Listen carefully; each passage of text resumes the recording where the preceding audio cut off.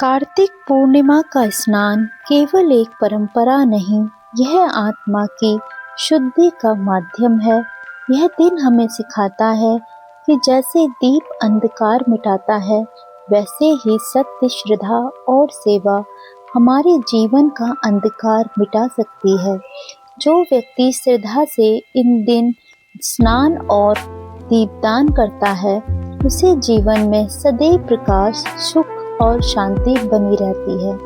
कार्तिक पूर्णिमा का दिन बहुत ही पवित्र और शुभ माना गया है। इस दिन भगवान विष्णु ने मत्स्य अवतार लिया था और देवताओं ने असुर त्रिपुर का नाश किया था। इसलिए यह दिन देवताओं की विजय और प्रकाश का प्रतीक है। इस दिन सुबह ब्रह्म मुहूर्त में उठकर पवित्र नदियों जैसे गंगा, यमुना, नर्मदा या पुष्कर सरोवर में स्नान करना बहुत फलदायी होता है। कहा गया है, इस स्नान से मन, वचन और कर्म के सारे पाप धुल जाते हैं और आत्मा को शुद्धता मिलती है। स्नान के बाद भगवान विष्णु, शिव और माता लक्ष्मी की पूजा करनी चाहिए, दीप जलाना चाहिए और दान देना चाहिए। दीपदान करने से जीवन में अंधकार मिटता है और सौभाग्य, शांति और समृद्धि आती है। इस दिन जल में दीप प्रवाहित करने का विशेष महत्व है, क्योंकि यह देवताओं को प्रसन्न करता है और हमारे जीवन में उजाला लाता है। अगर नदी या तीर्थ स्थान जाना संभव ना हो, तो आप घर पर ही कार्तिक पूर्णिमा स्नान कर सकते हैं और उसका पूरा पुण्य फल भी मिलता है। अगर श्रद्धा और भावना सच्ची हो तो घर का कार्तिक पूर्णिमा स्नान विधि। स्नान से पहले संकल्प लें। स्नान से पहले भगवान विष्णु और गंगा माता का ध्यान करें और मन में संकल्प लें, हे गंगे माँ, यमुने, नर्मदे, गोदावरी, सरस्वती, क्षिप्रे, आप सभी नदियों का जल मेरे स्नान में समाहित हो जाए और मुझे पवित्र करें। स्नान का जल तैयार करें। बाल्टी या टब में साफ जल लें। उसमें थोड़ा गंगा जल, तुलसी पत्र या कुशा डालें। चाहे तो कुछ चंदन या गुलाब के फूल भी डाल सकते हैं।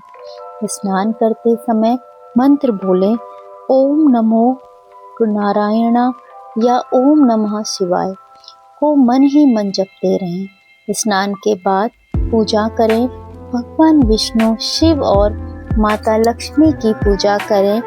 दीप जलाएं और थोड़ा तिल या तेल का दीपक घर के मुख्य द्वार या बालकनी में रखें। दान और दीपदान करें। किसी जरूरतमंद को अन्न, वस्त्र या तेल का दान करें। शाम को घर के आंगन या बालकनी में दीपक जलाकर देव दिवाली मनाएं। घर पर स्नान करने का लाभ यह भी उतना ही पुण्य देता है जितना तीर्थ स्थान, क्योंकि भगवान भावना को देखते हैं, दूरी को नहीं। मन शुद्ध होता है, पापों से मुक्ति मिलती है और घर में सकारात्मकता, ऊर्जा एवं शांति आती है। कार्तिक पूर्णिमा स्नान की पौराणिक कथा भावनात्मक रूप से जुड़कर सुने। इस स्वयं पूर्वक सुनने से आपको यथार्थ स्नान का संपूर्ण लाभ मिलता है। बहुत समय पहले एक गरीब ब्राह्मण दंपत्ति रहते थे।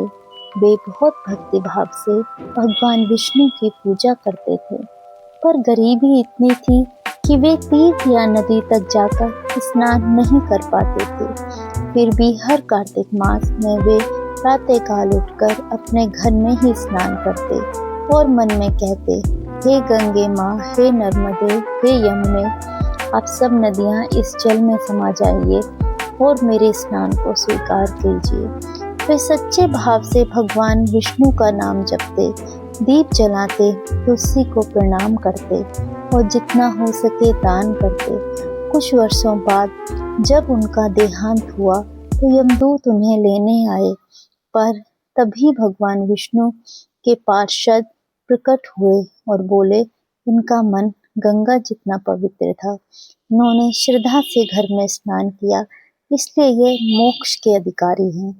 तब से कहा गया कि जो व्यक्ति कार्तिक पूर्णिमा पर श्रद्धा और भक्ति से घर में स्नान करता है, उसका स्नान गंगा स्नान के समान फल देता है। धन्यवाद।